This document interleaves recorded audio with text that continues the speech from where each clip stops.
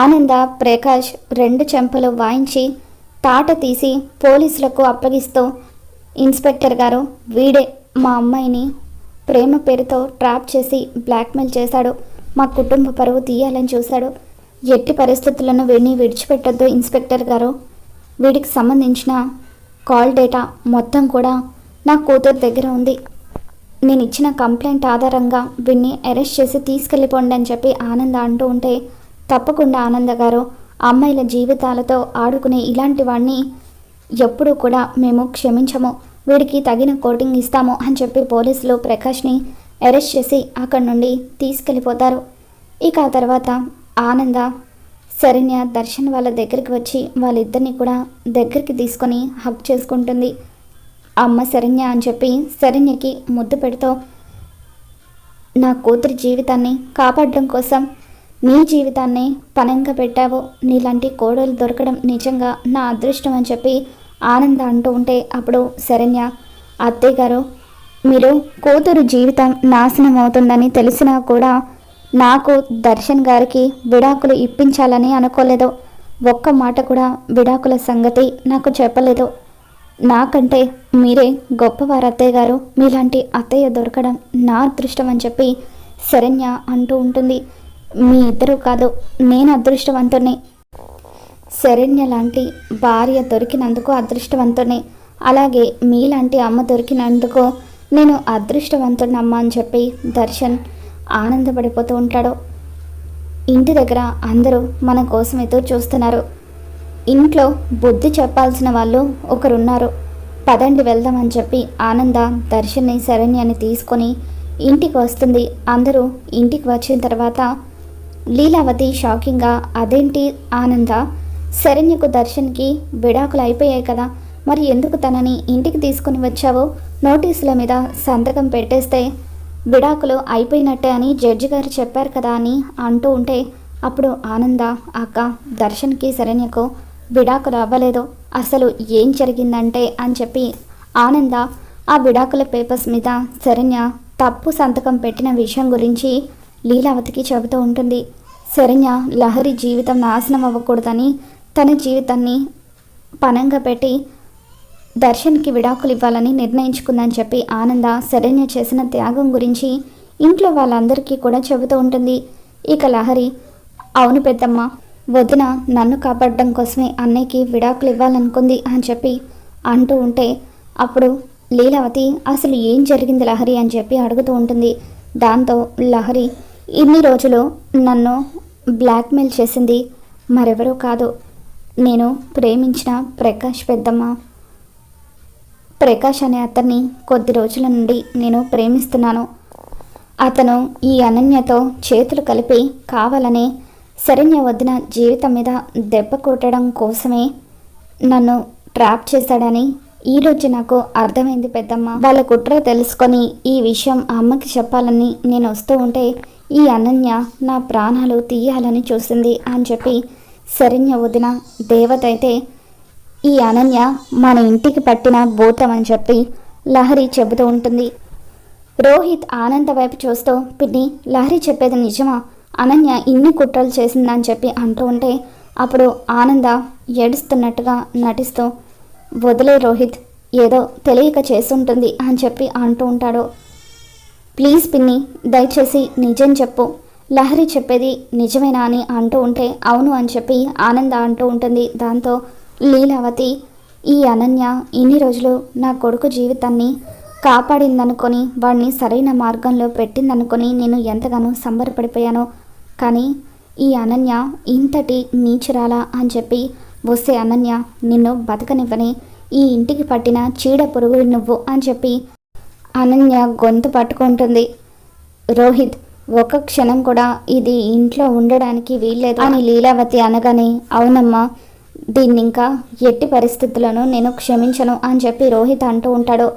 బావగారు, అక్క ఏదో తెలియక తప్పు చేసి ఉంటుంది, ఈ ఒక్కసారికి క్షమించండి అని శరణ్య అంటూ ఉంటుంది. వద్దమ్మా, ప్రతిసారి దీన్ని ఇలాగే క్షమిస్తూ దీనికి అవకాశాలు ఇస్తే ఇది ఈ ఉమ్మడి కుటుంబాన్ని ముక్కలు చేస్తుంది. అందుకే దీన్ని ఒక్క క్షణం కూడా ఇంట్లో ఉండనివ్వను, దీనికి ఇంట్లో ఉండే అర్హత లేదు అని చెప్పి రోహిత్ అనన్య జుట్టు పట్టుకొని బయట గెంటేస్తూ ఉంటాడు. అలా అనన్యని ఒక్కసారిగా తోసేయడంతో అనన్య వెళ్ళి డోర్కి తగిలి కింద పడిపోతుంది. అనన్య రక్తపు మడుగులో పడి ఉండడం చూసి ఇంట్లో అందరూ ఒక్కసారిగా షాక్ అవుతూ ఉంటారు. ఇక కాంచన ఏడుస్తూ అమ్మో అమ్మో అందరూ కలిసి నా బిడ్డను చంపేశారు అని గట్టిగా అరుస్తూ ఉంటుంది. రోహిత్ వెంటనే డాక్టర్కి ఫోన్ చేయని చెప్పి ఆనంద్ అనడంతో రోహిత్ డాక్టర్కి ఫోన్ చేస్తాడు. ఇక డాక్టర్ వచ్చి అనన్యకు ట్రీట్మెంట్ చేస్తుంది. ఇక అప్పుడు అనన్య డాక్టర్కి డబ్బులు ఇస్తూ, డాక్టర్ మీకు కావాలంటే ఇంకా డబ్బు ఇస్తాను, నాకు పిచ్చి పట్టిందని గతం మర్చిపోయానని మా వాళ్ళను నమ్మించండి అని చెప్పి అనన్య అంటూ ఉంటుంది. దాంతో ఆ డాక్టర్ అనన్య చెప్పినట్టుగానే ఆనంద వాళ్ళ దగ్గరకు వచ్చి తనకి ఇప్పుడు ప్రాణాలకు ప్రమాదం ఏమీ లేదు, కానీ తలకి బలమైన గాయం అవ్వడం వల్ల తను గతం మర్చిపోయింది, ఇంకా చెప్పాలంటే తను ఇప్పుడు మధ్యస్థిమితం కోల్పోయింది అని చెప్పి డాక్టర్ అంటూ ఉంటారు. ఇక దాంతో అనన్య కిందకు వచ్చి కావాలని పిచ్చి పట్టినట్టుగా అందరి ముందు నటిస్తూ ఉంటుంది. సోఫాల మీదకి ఎక్కి ఎగరటం, అక్కడున్న దిండ్లు విసిరేయడం, చప్పట్లు కొట్టడం, అలా పిచ్చిగా ప్రవర్తిస్తూ ఉంటే అప్పుడు కాంచన అందరూ కలిసి నా బిడ్డని పిచ్చిదాన్ని చేశారు, అలా పిచ్చిదైన నా బిడ్డను మీరు అలా ఇలా బయటికి పంపిస్తారు అని చెప్పి కాంచన అంటూ ఉంటే అప్పుడు శరణ్య అవును బావగారు, అక్క చేసిన తప్పులకి ఆ దేవుడు శిక్షను విధించాడు, ఇప్పుడు అక్క మతిస్థిమితం కోల్పోయింది, కాబట్టి దయచేసి ఈ ఒక్కసారికి తనని క్షమించండి బావగారు అని చెప్పి శరణ్య రోహిత్ని బతిమలాడుతూ ఉంటుంది. దాంతో రోహిత్ అనన్య మీద జాలిపడి సరే శరణ్య నువ్వు చెప్తున్నావు కాబట్టి ఆ అనన్య మీద జాలితో తనకు తగ్గిపోయే వరకు ఇక్కడ ఉండడానికి ఒప్పుకుంటున్నాను అని చెప్పి ఏమంటావు పిన్ని అని ఆనందని అడుగుతూ ఉంటాడు. దాంతో ఆనంద సరే రోహిత్ నువ్వు చెప్పినట్టుగానే తనకి పిచ్చి తగ్గిపోయిన తర్వాత అప్పుడు ఈ ఇంటి నుండి పంపిద్దాము, తన పిచ్చిని నేను కుదురుస్తాను కదా అని చెప్పి ఆనంద అంటూ ఉంటుంది. ఇక ఆ తర్వాత కాంచన అనన్యని గదిలోకి తీసుకొని వెళ్తుంది.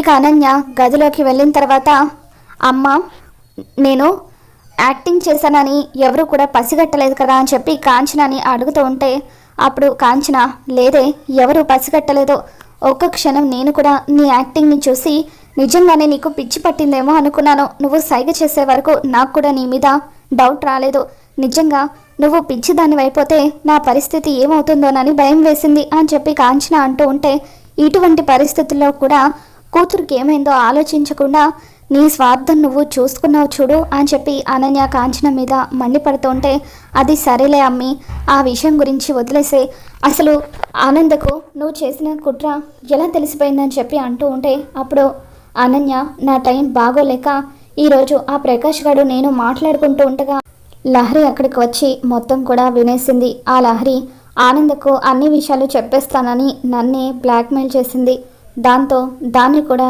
లేపేసి నిజాన్ని సమాధి చేయాలని అనుకున్నాను, కానీ ఈ విషయం ఆనందకు ఎలా తెలిసిందో ఏంటో, అప్పటికే ఆనంద్ అక్కడికి వచ్చి నా గురించి మొత్తం కూడా తెలుసుకొని నన్ను ఒక గదిలో బంధించింది, మా ఆయన ముందు అత్తగారి ముందు నేనే తప్పు చేయలేదని యాక్టింగ్ చేద్దామని ఆ గదిలో నుండి తప్పించుకొని వచ్చేసాను, కానీ మా ఆయన మా అత్తయ్య ఆ ఆనంద మాటలే విన్నారు, నేను చెప్పేది ఎవరు కూడా పట్టించుకోలేదు, సరిగ్గా నా తలకు దెబ్బ తగలడంతో ఎలాగైనా వీళ్ళు ఇంట్లో నుండి పంపించేయడానికి సిద్ధంగా ఉన్నారు, కాబట్టి ఎలాగైనా సరే ఈ ఇంట్లోనే ఉండి తిష్ట వేసి ఆ ఆనందను ఎదురు దెబ్బ కొట్టాలని అనుకున్నాను, అలా నా తలకు గాయం అవ్వడంతో డాక్టర్ చేత నేను మతిస్థిమితం కోల్పోయినట్టుగా అబద్ధం చెప్పించాను అని అనన్య కాంచనకి చెబుతూ ఉంటుంది. సూపర్ ప్లాన్ వేసావమ్మి, ఈసారి మాత్రం ఆ ఆనంద మన చేతుల్లో ఓడిపోవడం ఖాయమని చెప్పి కాంచన అంటూ ఉంటుంది. ఇదంతా కూడా ఆనంద వినేస్తుంది. వసే పిల్ల పిచ్చుక, నా ముందే నీ కుప్పిగంతుల నీ తిక్కను నేను కుదురుస్తాను కదా, నీ పిచ్చిని నేను తగ్గిస్తాను కదా అని చెప్పి అంటూ ఉంటుంది. ఇక తర్వాత రోజు ఉదయాన్నే ఆనంద ఒక డమ్మీ డాక్టర్ని ఇంటికి తీసుకొని వస్తుంది. రోహిత్ అనన్యని మామూలు మనిషిని చేయడానికి నేను డాక్టర్ని తీసుకొని వచ్చాను, ఈయన చాలా పేరుగల స్పెషలిస్ట్, ఈయన చేతుల్లో పడితే ఎటువంటి పిచ్చోళ్ళైనా సరే మామూలు మనిషి అవ్వాల్సిందే, ఇప్పటి వరకు ఈయన ఎంతోమంది పిచ్చోళ్ళను డీల్ చేశారు అని చెప్పి ఆనంద ఇంట్లో వాళ్ళందరికీ చెబుతూ ఉంటే, పిన్ని నువ్వు ఏ డిసిజన్ తీసుకున్నా కూడా చాలా కరెక్ట్గానే తీసుకుంటావు. అనన్య విషయంలో కూడా నేను తన బాధ్యత నీకే అప్పగిస్తున్నాను పిన్ని.